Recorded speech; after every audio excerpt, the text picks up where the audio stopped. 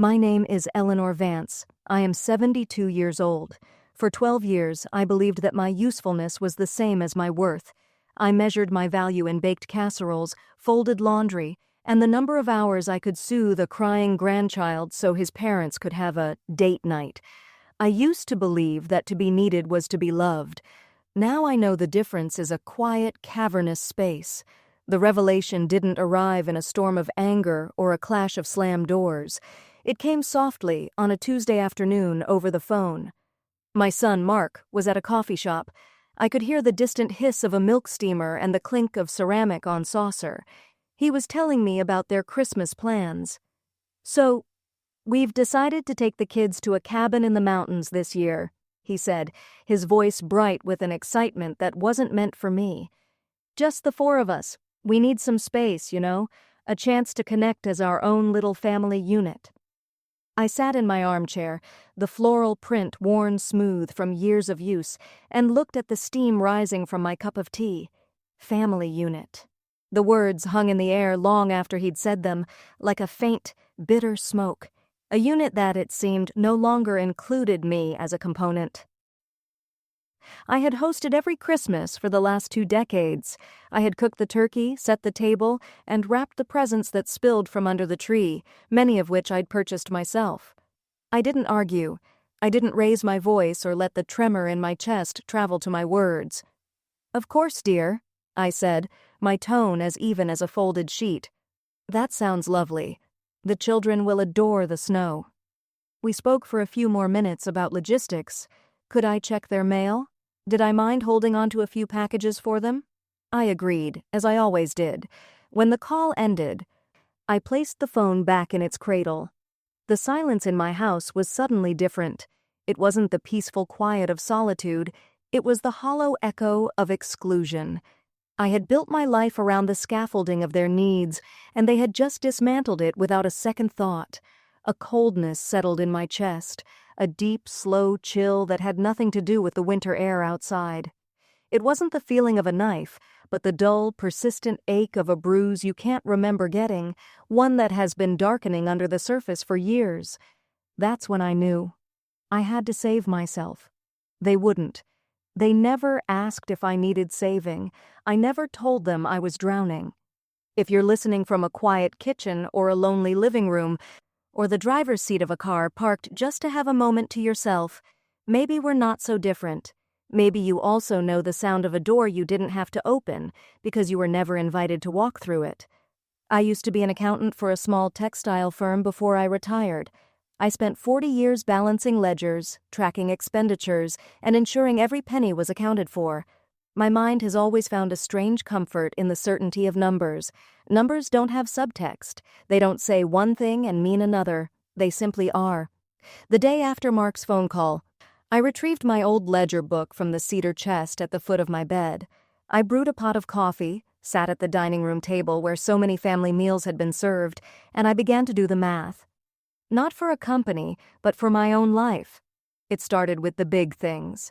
The $15,000 I gave Mark to finish his master's degree, a withdrawal from my own retirement savings that I'd told myself was an investment in his future. The $8,000 for my daughter-in-law Sarah to buy a more reliable car for the kids, a loan that was never spoken of again.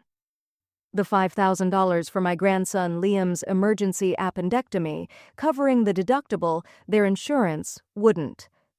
I remembered the scent of the hospital hallway, the sterile fear, and how I'd transferred the money without a moment's hesitation. Then came the smaller things, the steady drip of 1,000 tiny faucets. I went through 12 years of bank statements, groceries I'd bought for their house, an average of $150 a month. That was $21,600. The utility bills I'd covered when Mark was between jobs for 6 months. The cell phone plan for the whole family that I'd kept under my name for a decade. The borrowed 20s and 50s that were never returned. The final column was the most difficult. My time. For 12 years since Liam was born, I had provided free childcare. 3 days a week, 8 hours a day. I calculated it conservatively, 1,248 hours a year. At a modest rate of $15 an hour, that was $18,720 per year. Over 12 years, it was $224,740. I wrote the grand total at the bottom of the page in neat, careful script, including the large gifts, the small drains, and the value of my time. I had given my son and his family over $280,000. The number stared back at me, stark and merciless. It was a fortune. It was my security, my travel fund, my peace of mind. I never used that skill, that meticulous accounting, to count what I'd given away. It felt wrong, like putting a price on love. But looking at the number, I realized, with a quiet ache, that I hadn't been pricing love. I had been funding a life of convenience for them, at the expense of my own. I had planted all my seeds in their garden and had forgotten to save any for myself. It was time to take inventory. If this story resonates with you, I hope you'll share it. Sometimes knowing we're not alone is the first step toward finding ourselves again. The numbers in my ledger told a story, but the memories filled in the chapters. As I sat there, I started to trace the pattern, to see how the threads of expectation had been woven so tightly around me that I had mistaken them for an embrace. It began so innocently. Liam, my first grandchild, was a colicky baby. Sarah was exhausted. "Could you just watch him for an hour so I can take a shower?" she'd asked, her eyes shadowed with fatigue. Of course I said yes. An hour became an afternoon. An afternoon became a regular Tuesday. When Maya was born 3 years later, it simply became Tuesdays, Wednesdays, and Fridays. No one asked. It was just the schedule. I remembered the first time Mark dismissed my own life. I had a book club meeting, a small joy I cherished. "Mom, can you switch your book club this week? Sarah and I have a concert." I hesitated, and he'd laughed. "Come on, Mom, it's just a book club. This is important." I rescheduled. They never asked what the book was about. I used to believe I was the heart of the family, the warm hearth everyone gathered around. Now I know I was the foundation, sturdy, essential, and completely underground. Holidays were always at my house, not because they loved the way the morning light filtered through my lace curtains, but because my home was a neutral, free venue where I provided all the labor.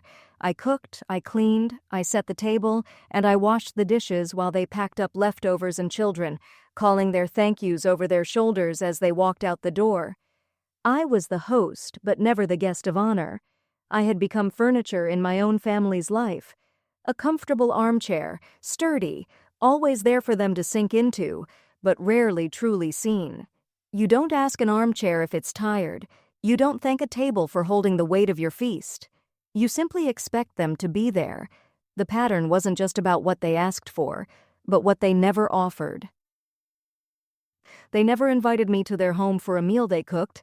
They never asked me to join them on a vacation as a guest, only as a built-in babysitter. I was a resource, a convenience. I was the solution to a problem, not a person they simply wanted to be with.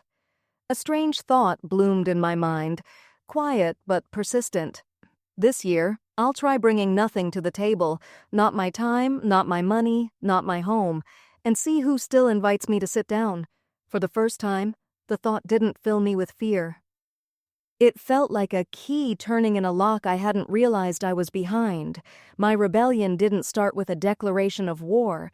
It started with whispers, with small, quiet acts that no one else would notice. It was a reclamation project for an audience of one: myself.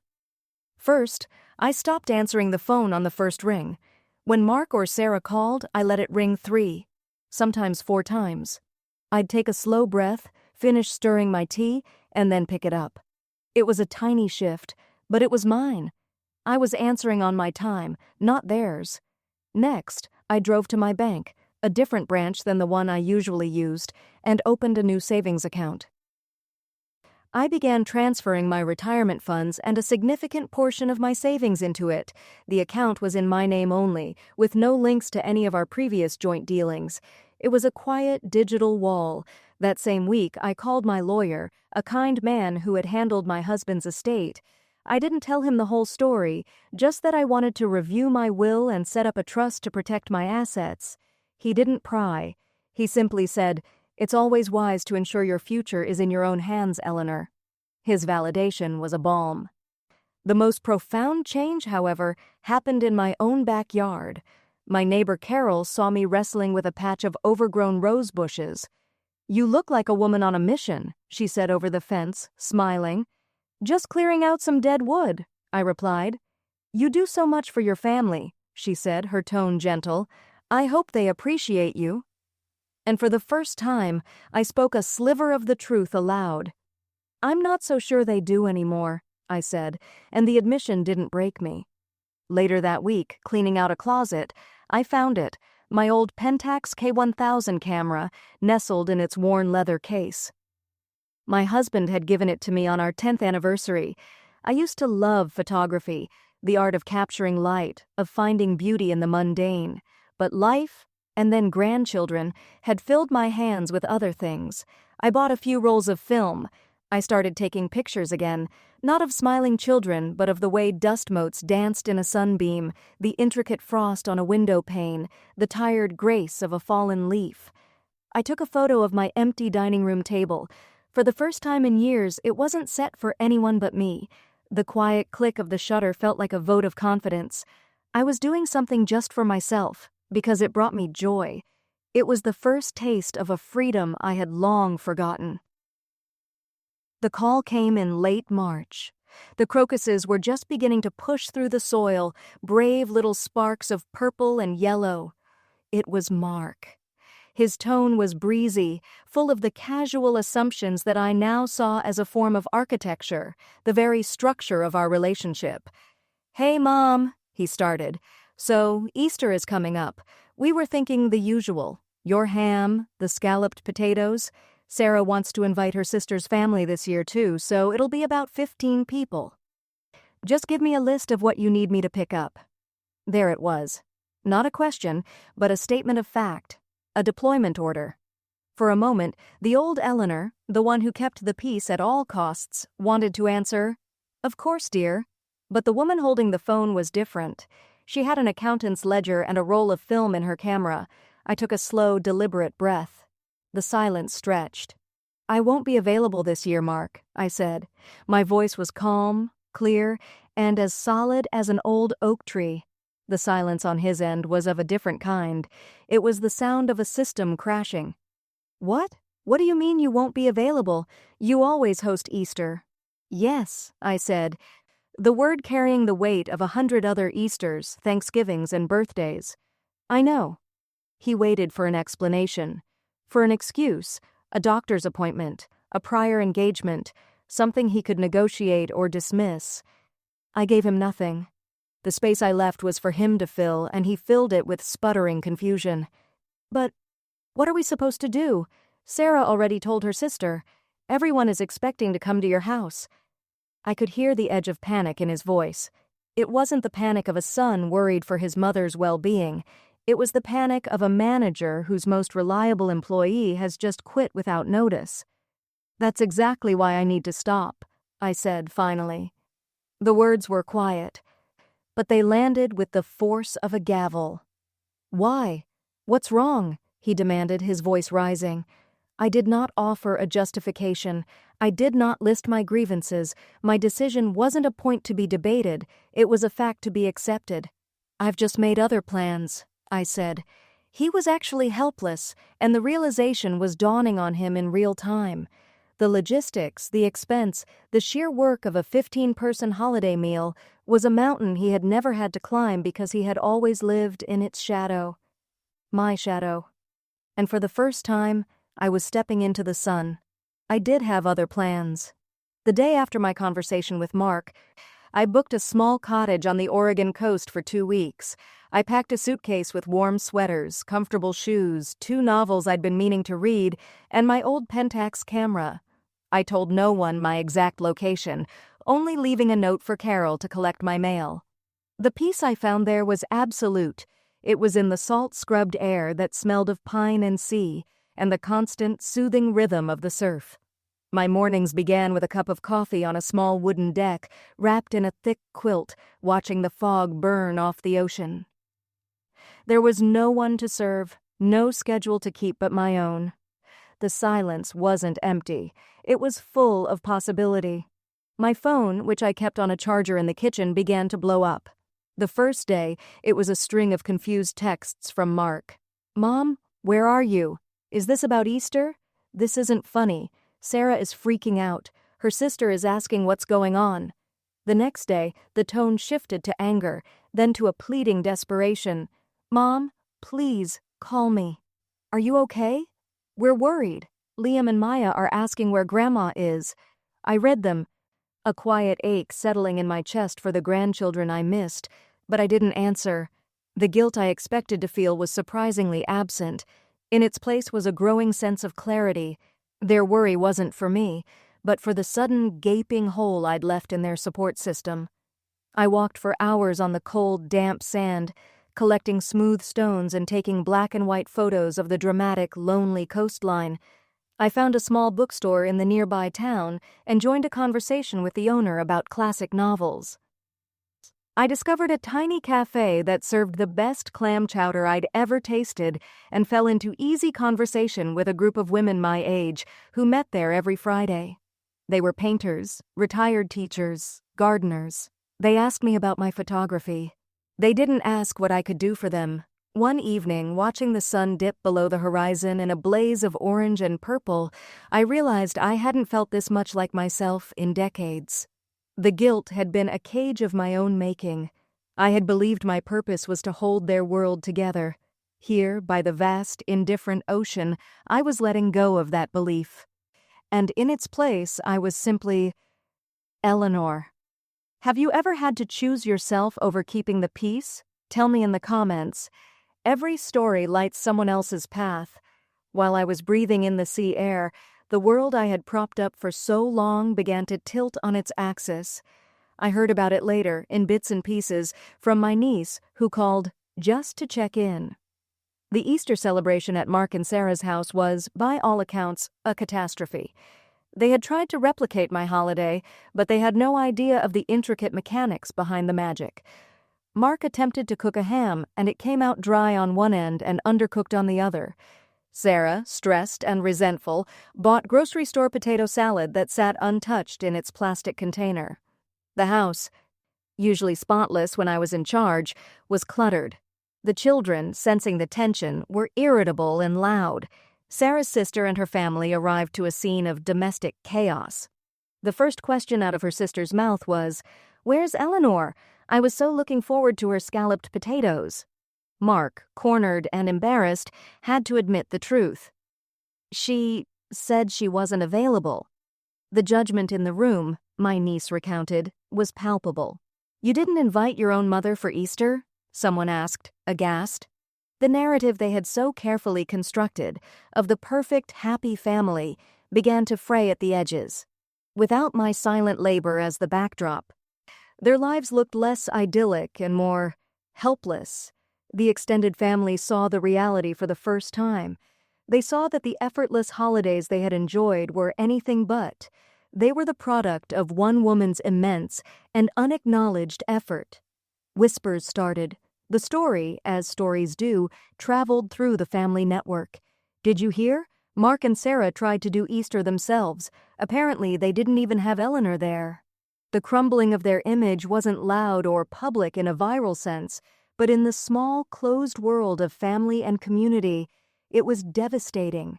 They had always been seen as the golden couple with the perfect children and the wonderfully supportive mother. Now, people saw the truth. They were adults who couldn't manage a simple holiday without the free, invisible work of the woman they had so casually set aside. The foundation was gone, and the house was starting to show its cracks. They found me, of course. I had allowed it. I'd sent a postcard with a picture of the windswept coast to my niece, knowing the postmark would eventually lead them to me. 2 days before I was scheduled to leave, a familiar car pulled into the gravel driveway of my small cottage. Mark and Sarah got out. They looked tired, humbled, but there was still a flicker of entitlement in their posture. I met them at the door. I didn't rush to hug them. I simply stood there, a calm sentinel at the gate of my new life. "Hello, Mark? Sarah?" I invited them in and offered them tea, the way one might with polite acquaintances. They sat awkwardly on the small sofa, looking around the peaceful space that had no room for their drama. Mark spoke first, his voice tight. "We were worried sick, Mom. You just disappeared." "I didn't disappear," I replied softly, setting the teacups down. "I just went somewhere else." Sarah broke in, her voice trembling slightly. "If you were upset about Christmas or Easter, you should have just told us. We didn't know you felt that way." It was an apology that was also an accusation. I looked at her, then at my son. Time seemed to slow. I chose my words with the care of a poet. "I'm not angry," I said, and it was the truth. The anger had burned away, leaving only a quiet clarity. "I just don't live by your expectations anymore," I continued, my voice steady. "For years, you never asked what I wanted, and I never told you. We all played our parts. But my part is over now. The difference between being needed and being loved is a quiet, cavernous space. I lived in that space for a long time, and I've decided to move out." They tried to argue, to promise things would be different. "We'll appreciate you more, Mom. We promise." "When are you coming home?" Mark asked, as if this was all just a brief, dramatic interlude. I looked out the window at the gray expanse of the Pacific Ocean. "I am home," I said. They didn't fully understand. Their apology was incomplete, a half-measure born of inconvenience, not true empathy. They still saw the problem as a misunderstanding to be fixed, not a fundamental dynamic that had to be dismantled. But it didn't matter if they understood. What mattered was that I did. I was not returning to the old dynamic. The door to that life was closed, and I was the one who had finally, peacefully, locked it. 6 months passed. I didn't move back to my old house. I sold it, using the proceeds to buy a small, light-filled condo in that coastal town. The guest room, as I'd told Mark and Sarah, became my dark room and art studio. My life found a new, gentle rhythm, dictated by the tides and my own inclinations. I had a circle of friends from my art class, a volunteer shift at the local library, and a standing Friday lunch date with the women from the cafe. My new life was built on choice, not obligation. Mark and Sarah did try to get back in. The calls started again, but they were different now. Tentative, respectful. They wanted to visit. They wanted me to see the children. I agreed, but on my terms.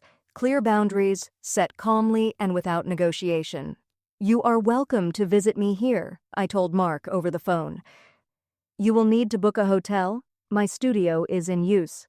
You ask first before assuming I am available," was another rule. "My schedule is my own. And the most important, no more financial support. My money is for my future." I had my lawyer formalize this in a trust, an untouchable fortress around my independence. Some family members accepted the new terms. My niece visited often, genuinely interested in my new life and my photography. She would stay at a local inn and we would spend our time walking the beach and talking, truly connecting as people. Mark and Sarah struggled. They brought the children to visit once. It was strained. They were on my turf, by my rules. They had to parent their own children, entertain them, manage their own time. I was simply grandma, there for a hug, a story, a shared meal at a restaurant they paid for. I was not the default caregiver. I was a sovereign nation, and they needed a visa to enter. I kept the grandchildren in my life carefully. I arranged video calls directly with them. I sent them birthday cards with heartfelt notes, not checks. I was building a relationship with them that was not predicated on my service to their parents. It was a fragile bridge, but it was one I was building with my own 2 hands on my own terms, and that was enough.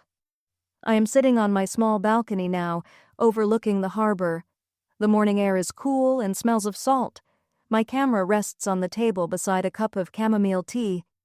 In an hour, I will walk down to the beach, and later I will meet Carol, my old neighbor who moved here herself 6 months after I did, for lunch. My day is a quiet tapestry of chosen activities and chosen people. I used to be called Mother, Grandma, the one who always helped. Those were roles I played, costumes I wore, but no one ever asked what I wanted to be called. No one asked who Eleanor was when she wasn't serving others. Now I'm just Eleanor, and that's enough. It's more than enough. My photographs are going to be featured in a small local gallery next month. They are mostly black and white landscapes, portraits of rocks and waves and resilient, wind-beaten trees. They are images of quiet dignity, of strength found in solitude. They are self-portraits in a way. I spent so many years being the quilt that kept everyone else warm. I stitched myself into their lives, offering comfort and security, until I was worn thin. I finally learned to wrap that quilt around my own shoulders. Some hearts, I've learned, only stay warm when you wrap them around yourself. My relationship with my son's family is quiet now, distant but polite. Maybe one day they will fully understand. Maybe they won't. I've come to realize that their change is not the point of my story. The point is that I changed. I stopped waiting for a seat at their table and built my own.